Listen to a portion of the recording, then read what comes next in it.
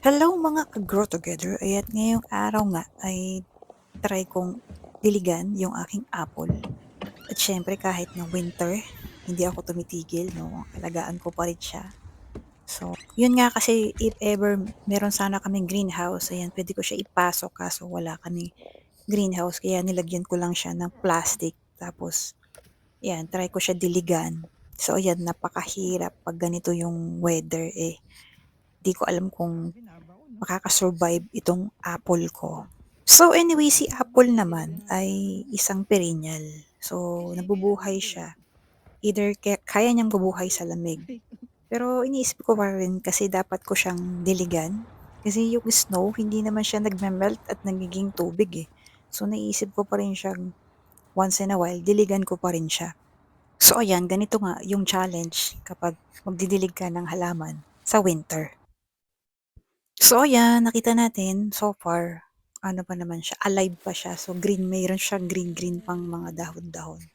So meaning talagang hindi naman siya natitegi. Although, ayan, nagkakaroon ng brown-brown. Pero yung okay pa naman yung sanga niya.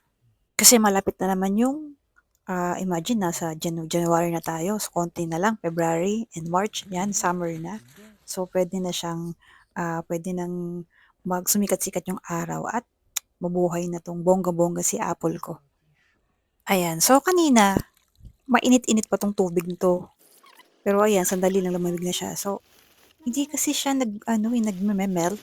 So, yung tubig parang maya't-maya yung tubig na yun nagiging snow din siya. So, konti lang siguro yung tubig na maa-absorb, nung yung ugat niya. So, hopefully nakatulong. Dito ko talaga na-realize na talagang napaka-bless ng Pilipinas.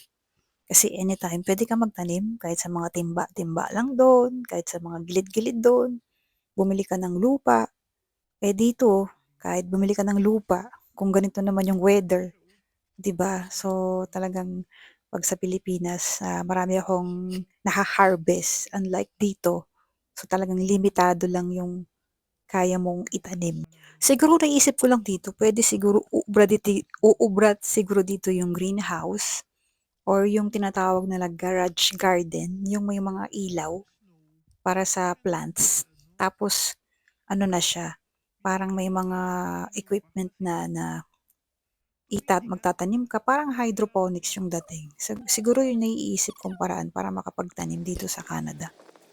So ayan, inalis ko na yung ibang snow para 'pag didiligan ko siya ulit is hindi ako mahihirapang lumakad. So hanggang tuhod na nga siya. So 'pag nagtuloy-tuloy pa yan baka tumaas pa yung snow. So ayan guys, thank you for watching this far. So update ulit tayo kay Apple kung ano mangyayari. So kung makaka-survive ba siya dito sa winter season na ito until sa pagdating ng summer. Ayan, maraming salamat sa panonood and see you sa next vlog. Bye!